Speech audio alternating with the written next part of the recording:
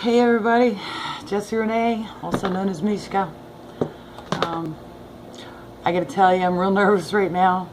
I don't like cameras. I really don't like being in front of them. I'm always afraid of breaking them or scaring the rats away. And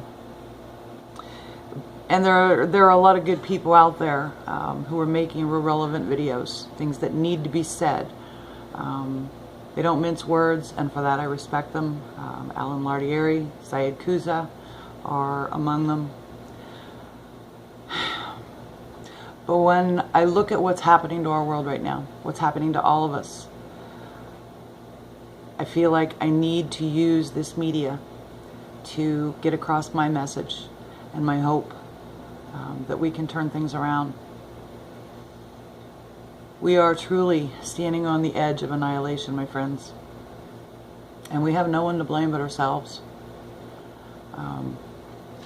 I'll start off by saying, giving you a confession, and later an apology. I'm not perfect. I bet that surprises a lot of you, right? Well, sorry, it's true.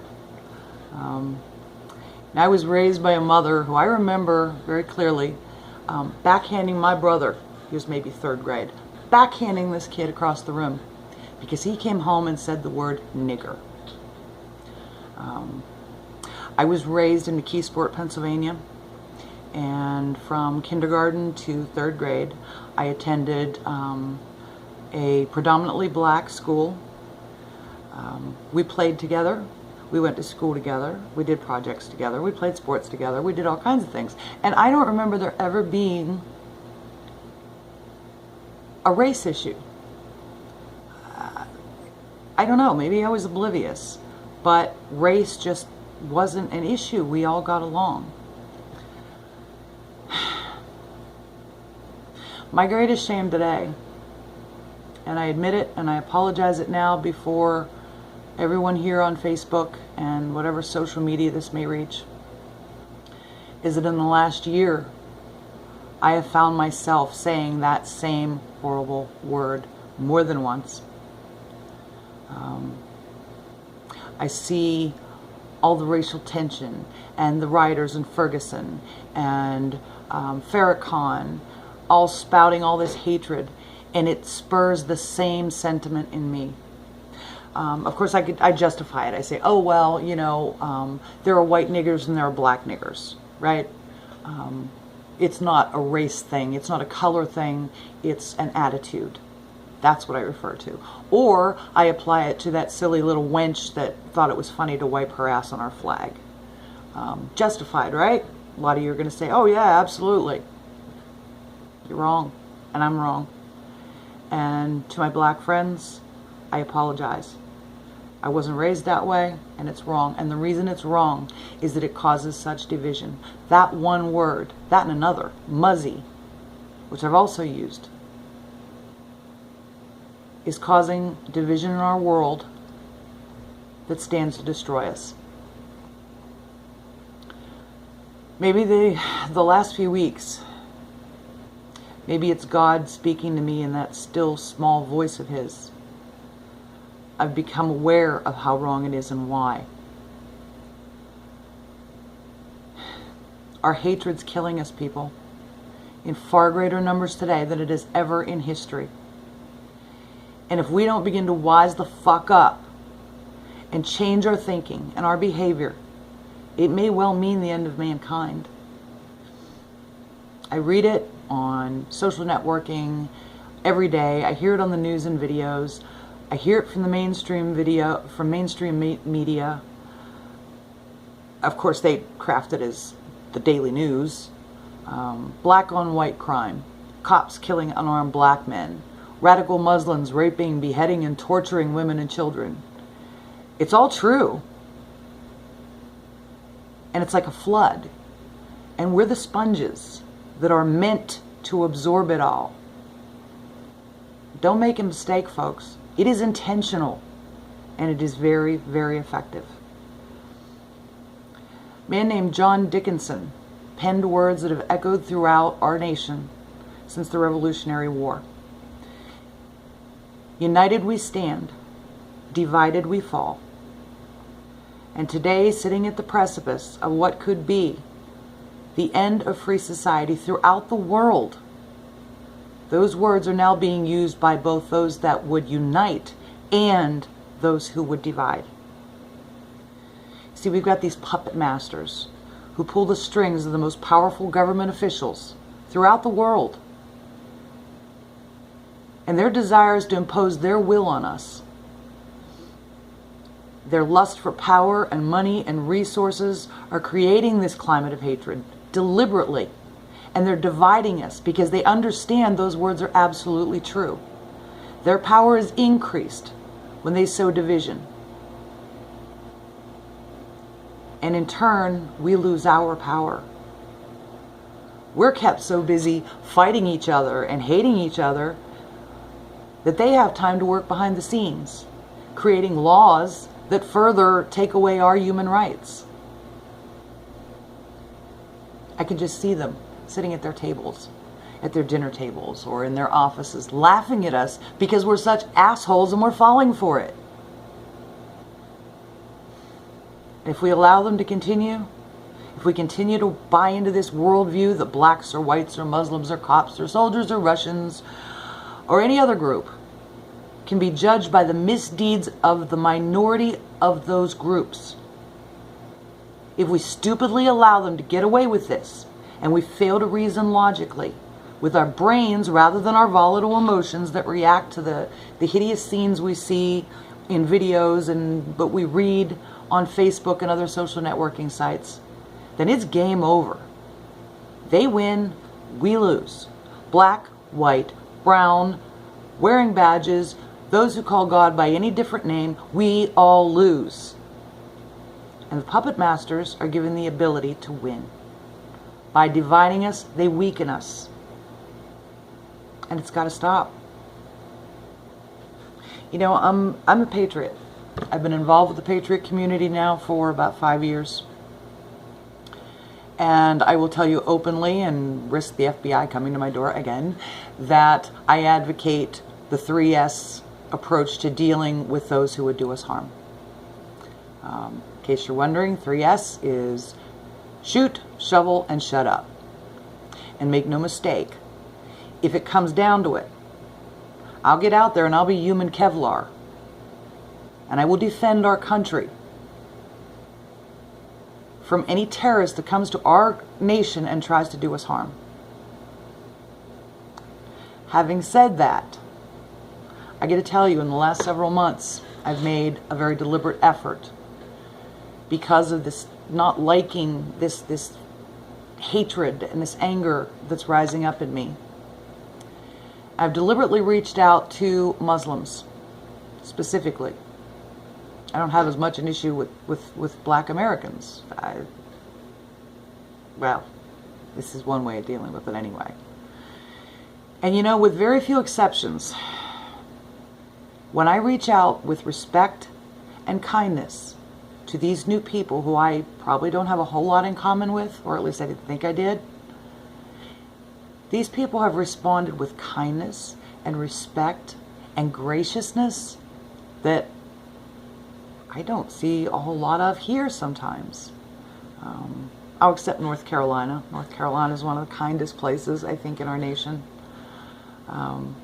In fact, I'll give you an example. A gentleman I met recently from one of the Arab nations. We were talking and he found out that I have a disease it makes my life pretty painful and probably will end my life prematurely. And out of the blue, this man says, you know, there are other herbs and treatments that might help you. Would you allow me to go to the doctor here and speak with him and see if I can find something that will help you? I believe that you can feel better and I want to help you. Some man I don't even know. And this is very, very common of the Muslims that I have gotten to know.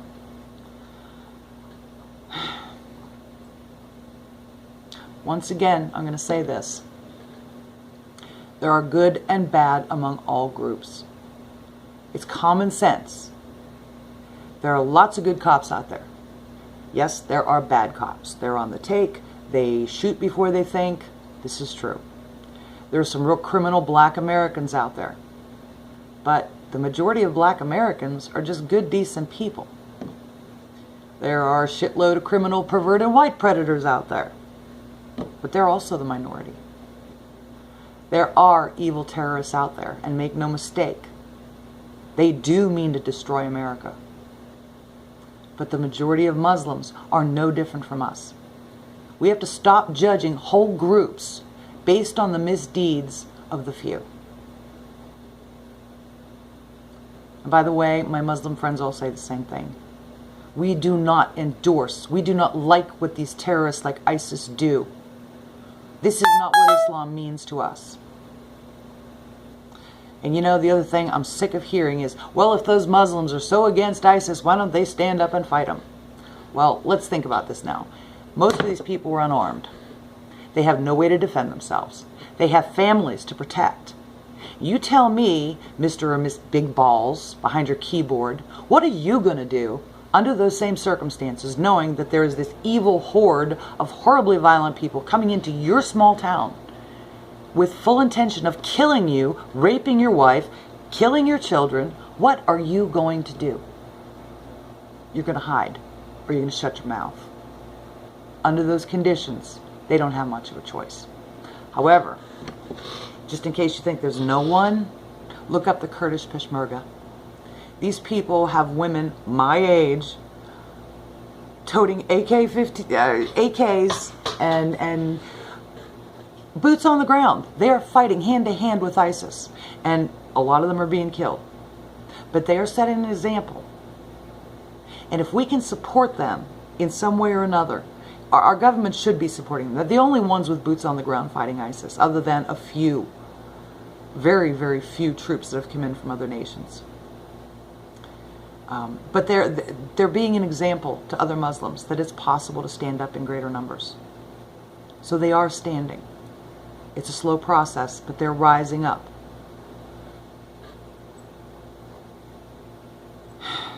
Anyway, I guess it turns out I'm about as long-winded on video as I am when I write. But I'm going to end now with a challenge.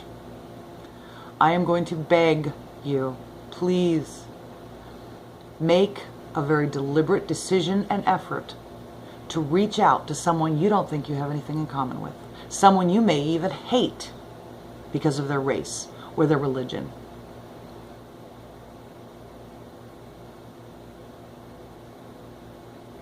If the first person you meet turns out not to be such a nice person, don't let that stop you. Reach out again to someone else, like I've done on Facebook, making all these amazing Muslim friends. They're very kind people. I really value them as my friends. I'm Christian, but I value them. Doesn't matter that they call God Allah and I call God God. So do it. Because you know what? If we don't, we're giving the power to the establishment. And we'll let them destroy ourselves. And then make a video. If I had the balls to put my ugly mug on video, you can do the same. Share your experience. By doing so, others will see the videos, and it becomes a domino effect. One after another, or a snowball maybe. The snowball grows and grows and grows. And eventually we stand united together, the whole world. And then the powers that be, the ones that want to do us harm, the ones that want to subjugate us and make us their slaves, then we beat them. I'm going to refer to a couple quotes here that I found a lot of relevance in. In 1 Peter 4:8, it's stated, above all, love each other deeply, because love covers over a multitude of sins. And if you claim to be Christian, but you're spewing hatred about other people, then you're a hypocrite. Don't call yourself a Christian. It isn't what Christ wanted of you. Jesus Christ of Nazareth is quoted as saying, blessed are the peacemakers, for they shall be called the sons of God. The Quran states, the Quran, that horribly violent book everybody talks about, it may be that Allah will bring about love between you and those of whom you are now in enmity. Allah forbids you not respecting those who have not fought against you. Allah loves those who are equitable. Finally, in Proverbs it's stated, hatred stirs up strife, but love covers all transgressions. Folks, I admit I am just as prone to sucking up that propaganda machine of the elite, and I'm weak, and I'm so far from perfect. But I choose today righteousness and love and equity. What are you going to choose? Thanks for listening.